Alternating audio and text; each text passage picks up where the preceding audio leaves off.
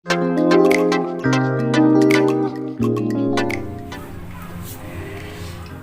शांति। Good morning आप सभी बाबा के रूहानी रत्नों को, अपने नैनों में बाबा को समाने वाले, अपने नैनों को जादू की डिब्बी बनाने वाले सभी जादूगर, मास्टर जादूगरों को ओम शांति और गुड मॉर्निंग। आइए सुनते हैं बाबा की मुरली का सार। कल की बाबा की मुरली बहुत ही गजब की थी, जब बाबा ने कहा बच्चे संभल संभल कर चलते रहो, मैंपन को कुर्बान करो जिसको देह अभिमान कहा जाता है। अगर बाबा पर बलिहार जाना है तो इस देह अभिमान को कुर्बान करना पड़ेगा। एक बात पक्की रखो, ये वायदा बाप से नहीं, ये वायदा अपने आप से जरूर करो। दुनिया में भी कहते हैं किसी शुभ कार्य में अगर कोई टांग अड़ाता है संकल्पों की भी, तो भी नरक में जाता है। यहां तो इतना श्रेष्ठ कार्य और संसार में क्या हो सकता है, ईश्वरीय कार्य जिसे कहा जाता है। तो कभी एकांत में बैठकर अपने आप से बात करना, अगर बाबा को 1% भी समझा है, हे बाबा, मीठे बाबा, प्यारे बाबा, अगर मेरे से कोई सर्विस नहीं हो सकती है तो मेरे से डिससर्विस मत होने देना। इतना तो समर्पित कर दो, है ना, इतना। फिर तो बाबा आपसे सर्विस कराएगा। जो इतना ख्याल करे बाबा के कार्य का, उससे तो बाबा सर्विस लेगा ही लेगा। लेकिन अपने को इतना समर्पित करके चलो, क्योंकि यहाँ प्राप्तियां बहुत हैं तो फिर अप्राप्ति भी बहुत है। दोनों ही चीजों को कल बाबा ने कहा बच्चे, इसलिए बाबा बार बार खबरदार करते हैं बच्चे, संभल संभल कर चलो। उड़ नहीं सकते कोई बात नहीं, उड़ना भी आ जाएगा, पहले धीरे धीरे चलना तो सीखो। ऐसी कौन सी मारा मारी है, वो बैठा है, हाय हाय नहीं करनी। ईश्वरीय कृपा छत्र छाया में आकर के भी हाय हाय छीना झपटी ये वो सब किस लिए, किसके लिए, किसकी सेवा के लिए और किसके लिए, है ना। एक दुनिया में बड़ी अच्छी कहावत है, एक व्यक्ति था, आप सब जानते हो, वो छीना झपटी करके वो सब मार काट के चोरी चपाड़ी करके, तो बच्चों को पूछा उसने साधुओं के कहने पे, ये सब मैं जो करता हूं क्या आप भी इसमें सहभागी हो? तो बच्चों ने कहा नहीं, हम नहीं है, तुम्हारे कर्म ही तुम्हारे साथ है। उसका दिमाग खुल गया। इसलिए बाबा बार बार कहते हैं किसके लिए कर रहे हो, किसके लिए? क्या जो तुम्हारे पीछे जिनके लिए तुम खींचातानी करके छोड़ जाओगे, वो तुम्हारे पाप कर्मों में क्या सहभागी बनेंगे? नहीं। जैसे दुनिया में कहा जाता है कर्म प्रधान विश्व रचि राखा, तो कर्मों की प्रधानता यहाँ पर भी है। बाबा सिर्फ और सिर्फ अपने बच्चों को दिव्य कर्म करना ही तो सिखलाते हैं। ज्ञान के माध्यम से, योग के माध्यम से आत्मा का बल प्राप्त होता है, जिससे व्यक्ति श्रेष्ठ कर्म करता है। और वो श्रेष्ठ कर्म से ही डाउन हो जाए तो फिर सारा ज्ञान व्यर्थ है ना। आइए आज बाबा कहते हैं 12/1/2023 की साकार मुरली का सार। मीठे बच्चे, बाप उस्तादों का उस्ताद है भाई, है ना। मीठे बच्चे, बाप उस्ताद ने तुम्हें मनुष्य से देवता बनने का हुनर सिखाया है। तुम श्रीमत पर औरों को भी देवता बनाने की सेवा करो, खुद भी बनो और औरों को भी देवता बनाने की सर्विस करो। और जो देवता बनने के मार्ग में लगे हुए, अरे उनको सपोर्ट तो करो, कम से कम उनके नियम कायम रहें, उनकी बुद्धि एकाग्र रहे, उनका जीवन निर्विघ्न बनता रहे, कम से कम उसमें सहभागी तो बनो। बाबा ये भी कहते हैं। और खुद तो चलिए ये पुण्य भी कमाते रहो, खुद के साथ साथ औरों को भी आगे बढ़ाने का। प्रश्न, तुम बच्चे अभी कौन सा श्रेष्ठ कर्म करते हो जिसका रिवाज भक्ति मार्ग में चलाता है? बच्चे इस समय पर श्रीमत पर अपना तन मन धन, भारत तो क्या सारे विश्व के कल्याण के अर्थ अर्पण करते हो। इसका रिवाज भक्ति में ईश्वर अर्थ मनुष्य दान पुण्य करते हैं, उन्हें फिर उसके बदले दूसरे जन्म में राजाई घर में जन्म मिलता है। और तुम बच्चे संगम पर बाबा के मददगार बनते हो तो मनुष्य से देवता बन जाते हो और 21 जन्मों का हिसाब किताब तुम्हारा बनता है ना। तो देखिए कितनी बड़ी फर्क है यहाँ और वहाँ में, कितनी बड़ी प्राप्ति यहाँ और वहाँ है। ये जो अंतर है वो बुद्धि में रख करके चलो तो नशा रहेगा, खुशी रहेगी। गीत बजा है, तूने रात गंवाई सोए के, दिवस गंवाया खाए, हीरा जन्म अमोल था। भाई कौड़ी बदले जाए, है ना। ये किसके लिए कहावत है? हम ब्राह्मणों के लिए गीत बना हुआ है, भजन गीत जो भी है। ओम शांति। बाप बच्चों को समझाते, बच्चे समझते हैं तब फिर औरों को भी समझाते हैं। नहीं समझते तो औरों को भी नहीं समझा सकते। अगर खुद समझते हैं तो औरों को समझा नहीं सकते। गोया बाबा कहते खुद भी कुछ समझे नहीं। कोई कहे हमने समझा ज्ञान को, तो आपने ज्ञान को समझाया, आपके ज्ञानी योगी जीवन से औरों को फायदा मिल रहा है। अगर नहीं मिल रहा है इसका मतलब खुद भी अभी समझा नहीं। देखो बच्चे, कोई हुनर सीखता है तो उस हुनर को फैलाता है। ये हुनर तो बाप उस्ताद से सीखा जाता है। देव मनुष्य से देवता बनने का हुनर बाबा ने सिखाया। तो देवताएं जिसके चित्र भी हैं, ऐसा नहीं कोई अलग से, भाई ऑलरेडी पहले भी बने थे अभी फिर बन रहे हैं। मनुष्य को देवता बनाते हैं, गोया वह देवता अभी नहीं है, होकर के गए हैं। यहाँ कोई मनुष्य के ऐसे गुण नहीं जो गाए जाएं। देवताओं के गुणों का गायन है। सर्वगुण संपन्न, 16 कला संपूर्ण, संपूर्ण निर्विकारी, अहिंसा परमो देवी देवता, धर्म मर्यादा पुरुषोत्तम। देखो बच्चे, मनुष्य मंदिरों में जाकर के गुण गाते हैं।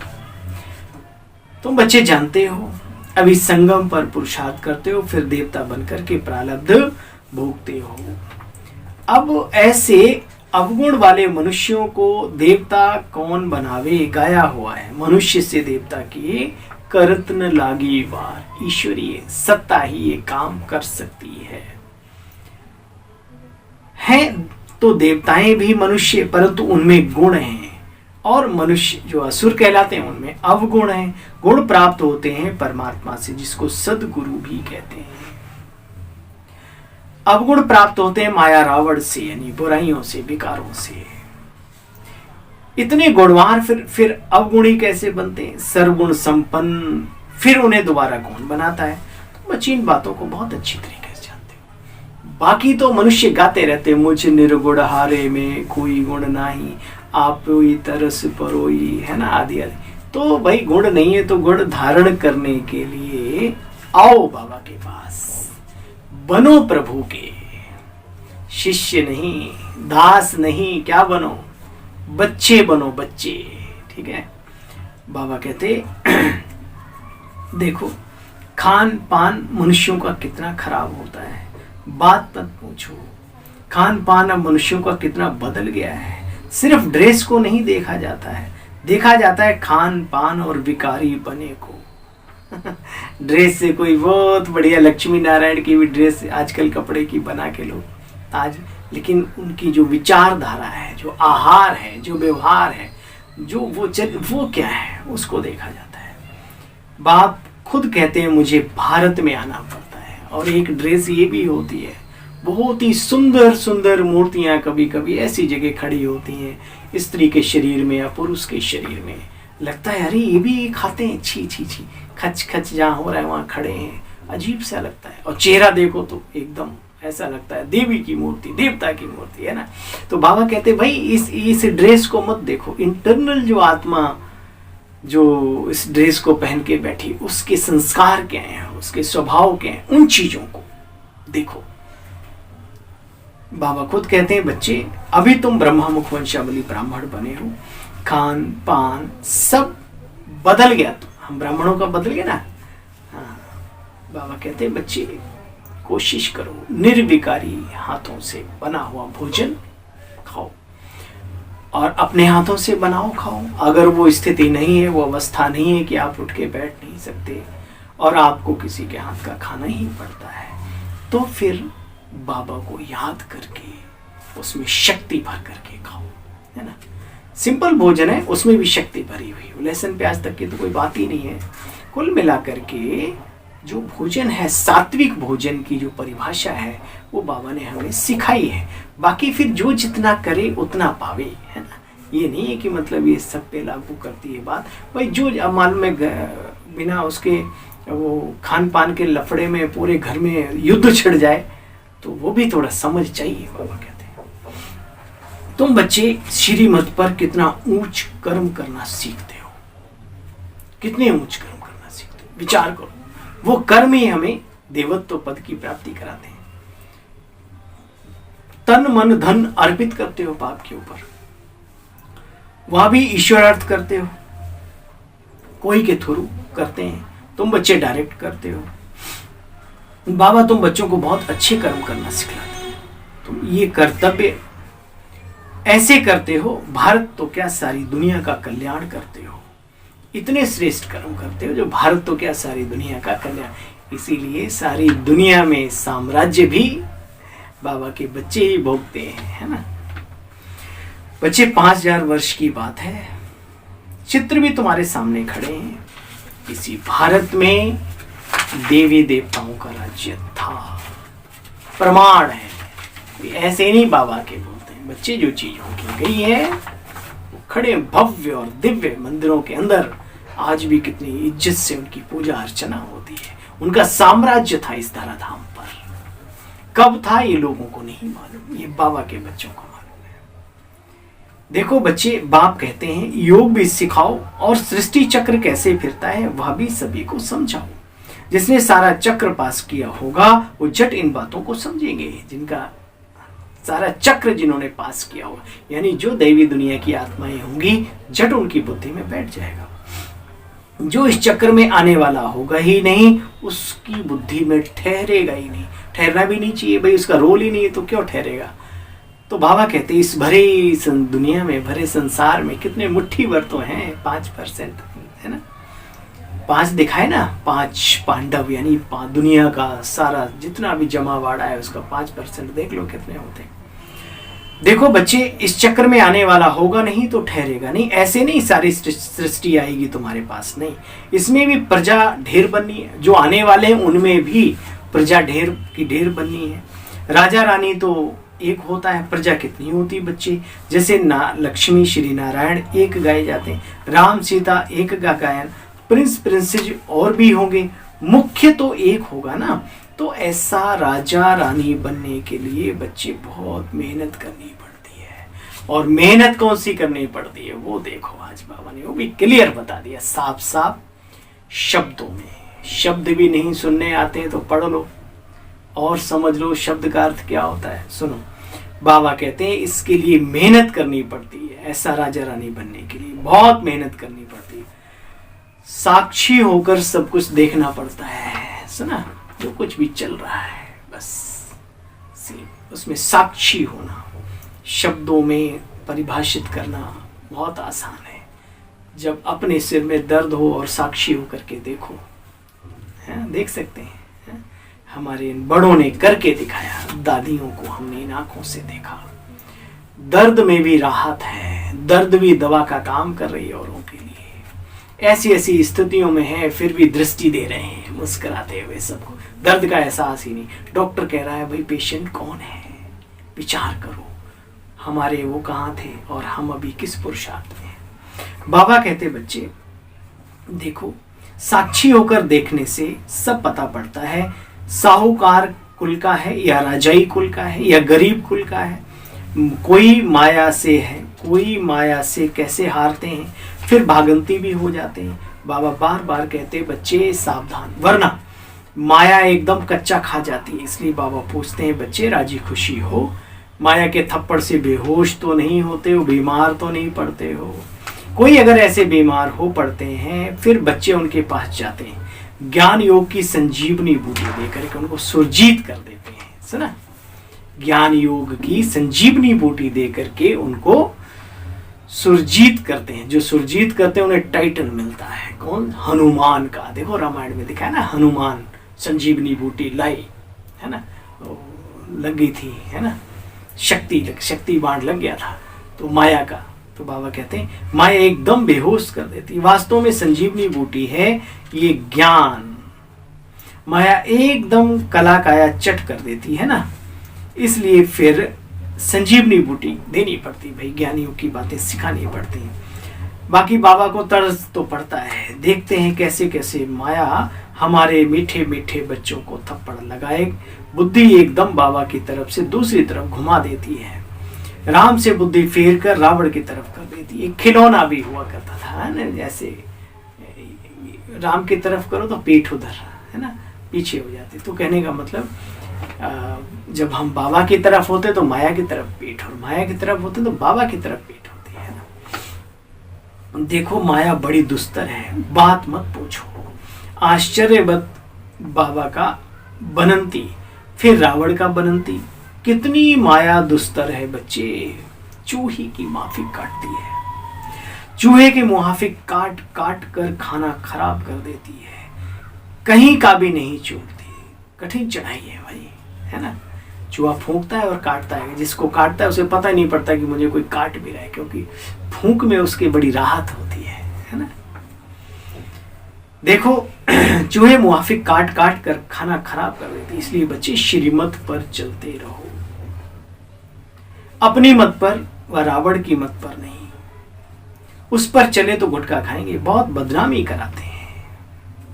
मैंने कहा तब भी इतना तो अपने आप से बात कर लो, बाबा हम नेक नामी के काम नहीं आ सकते आपके, कोई बात नहीं, मुझे मंजूर है, लेकिन बाबा आपके और आपके बच्चों की और आपके घर की बदनामी के निमित्त ना बनूं। बस इतना अटेंशन जब दोगे और बाबा को ये संकल्प दे दोगे प्रतिज्ञा का, तो बाबा अपने आप बहुत आगे बढ़ाता है। आपसे कोई ऐसा काम नहीं होने देगा, होने ही नहीं देगा। हो भी गया तो उसको साइड कर देगा। करके देखो, बदनामी कराते। ऐसे सभी सेंटर्स पर हैं, ऐसे सभी सेंटर्स पर हैं। नुकसान फिर अपना ही करते हैं। बाबा का क्या करेंगे। बाबा का एक बच्चा कहीं गड़बड़ करता तो हजारों बच्चे लगे हुए हैं उसके कार्य को आगे बढ़ाने में, तो वो जो गड़बड़ करता है उसी का नुकसान होता है। गांव में छप्पर उठवाते थे पहले, अब तो भाई छप्पर का जमाना गायब हो गया। गांव में होंगे अभी भी, तो 10 लोग छप्पर को ऊपर उठाते थे, एक आध उसमें लटक भी जाता था, लेकिन छप्पर रुकता नहीं था। ऐसे बाबा का जो कार्य है वो थोड़ी रुकने वाला है, वो तो दिन दुना रात चौगुना आगे बढ़ेगा। अगर कोई घाटा भी करता है, गड़बड़ भी करता है, तो अपना ही सत्यानाश मारता है। बच्चे नुकसान भी फिर अपना ही करते हैं। सर्विस करने वाले छिपे नहीं रहते। दैवी राजधानी स्थापन हो रही, उसमें अपना अपना पार्ट जरूर बचाएंगे। दौड़ी लगाएंगे तो अपना कल्याण करेंगे। कल्याण भी एकदम स्वर्ग का मालिक, अपना कल्याण भी करेंगे। वो भी कौन सा कल्याण, स्वर्ग का मालिक। स्वर्ग का मालिक बनते हैं। जैसे माँ बाप दिल तक नशीन होते हैं, तो बच्चों को भी होना है, बाप को फॉलो करना है बच्चे, नहीं तो अपना पद कम कर लेते हैं। बाबा ने यहाँ कोई चित्र रखने के लिए नहीं बनाए, इनसे बहुत सर्विस करनी है। बड़े बड़े साहूकार लोग लक्ष्मी नारायण का मंदिर बनवाते हैं, परंतु ये किसी को पता नहीं कि यह काबाई इन्होंने भारत को कैसे सुखी बनाया, जो सभी उन्हें याद करते हैं। तुम बच्चे जानते हो मंदिर होना चाहिए एक दिल वाले बाप का। हाँ, लेकिन मंदिर देखो बहुतों को बनाए, बाबा के साथ ही रहे ना, या एक ही काफी। लक्ष्मी नारायण के मंदिर से भी बच्चे सीख तो मिलती है ना, ये भी इस दुनिया में होकर के गए। कल्याणकारी बाबा ने इनका कितना कल्याण किया, इन्होंने कब पुरुषार्थ किया। वास्तव में कल्याणकारी तो बाबा है, सच्चा कल्याणकारी, सभी का कल्याणकारी, सर्वहितकारी तो एक शिव बाबा है, ना कि कोई देवी और देवता, ना कोई मनुष्य। देखो बच्चे, तुम इन बातों को बहुत अच्छी तरीके से जानते हो, तो दूसरों को भी समझाओ। बच्चों को बहुत अंदर ही अंदर सर्विस का शौक होना चाहिए। सभी हमारे अपने हैं, तो जब सभी हमारे अपने हैं तो सभी बाबा का वर्षा पूरा पूरा पावे। बच्चों को बहुत सर्विस का शौक होना चाहिए। बाबा को सर्विस का बहुत शौक है, तब तो ऐसे ऐसे चित्र बनवाते हैं। भले चित्र शिव बाबा बनवाते, परंतु बुद्धि तो दोनों की चलती है ना, ब्रह्मा बाबा की भी शिव बाबा की भी।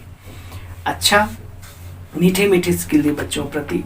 माता पिता बाप दादा का याद प्यार, गुड मॉर्निंग। हम सब रूहानी बच्चों की रूहानी बाप की रूहानी बच्चों को नमस्ते। हम सब रूहानी बच्चों की रूहानी बाप को भी नमस्ते। छोटी मुरली थी, छोटी सी मुरली और है। बाबा शाम को भी क्लास कराते थे। रात्रि क्लास है 28/6/1968 की। यहाँ सभी बैठे समझते हैं हम आत्माएं हैं और हमारा बाबा भी बैठा हुआ है। आत्म अभिमानी हो बैठना इसको कहा जाता है। सभी ऐसे नहीं बैठे कि हम आत्मा हैं, बाबा के सामने बैठे हैं। अब बाबा ने याद दिलाया है तो स्मृति तो आएंगी, अटेंशन भी देंगे। बैठने के टाइम पर सभी एक रस अवस्था में नहीं बैठते। बाबा याद दिलाते तो बाबा ने कहा याद दिलाया इसलिए जाता तो सभी को अटेंशन हो। बट ऐसे बहुत हैं बैठे भले यहाँ है लेकिन बुद्धि बाहर है। यहाँ बैठे भी जैसे उनके कान बंद हैं, बुद्धि बाहर में कहाँ दौड़ती रहती है। बाबा की याद में जो बैठे होते हैं वो कमाई करते हैं। बहुतों की बुद्धि बाहर योग में बाहर बुद्धि योग रहता है बहुतों का। ये है ही याद की यात्रा, परंतु वो याद में नहीं रहते जैसे यात्रा में नहीं है। टाइम वेस्ट करते। बाप को देखने से भी बाबा याद पड़ेगा। नंबरवार पुरुषार्थ अनुसार तो सभी हैं। कोई कोई को पक्की आदत पड़ जाती है कि हम आत्मा हैं, हम शरीर नहीं है। पड़ती उन्हीं को है जो यह अभ्यास कर लेते हैं शुरू में। जैसे ज्ञान में आते हैं ना, जिसकी शुरुआत अच्छी उसका सब कुछ अच्छा है ना। होनहार बिरवान के हो चीखने पर पहले से ही पता पड़ जाता है कि अभी अभी बाबा का आया तो किस तरीके से चल रहा है। आदि बाप नॉलेजफुल है तो बच्चों में भी नॉलेज आनी चाहिए। अभी वापस चलना है, चक्र भी पूरा होता है। इसको कहा जाता है बहुत गई थोड़ी रही, थोड़ी भी अब जाए, है ना। नट कहे सुन नटड़ी, ताल भंग भई जाए, है ना भाई। बहुत कुछ तो जीवन का समय निकल गया, जो बचा है उसमें भी कितना बचा है कुछ पता नहीं। तो अपना कम कुछ भी करके अपने ताल को भंग मत करो, यानी अपने पुरुषार्थ को बंद मत करो, बढ़ते रहो आगे। देखो बच्चे इम्तिहान के दिनों में फिर बहुत पुरुषार्थ करने लग पड़ते हैं।